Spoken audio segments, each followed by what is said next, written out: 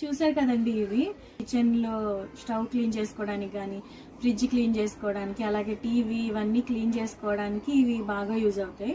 Reuse చేసుకోవచ్చు. ఇది 20 times అయినా రీయూజ్ చేసుకోవచ్చు. ఇంకా అంతకన్నా ఎక్కువ కూడా చేసుకోవచ్చు మన వాడకాన్ని బట్టి. ఇవి చాలా యూస్ఫుల్ గా ఉంటాయండి. ప్రోడక్ట్ లింక్ ని నేను వీడియోలో ఇస్తాను.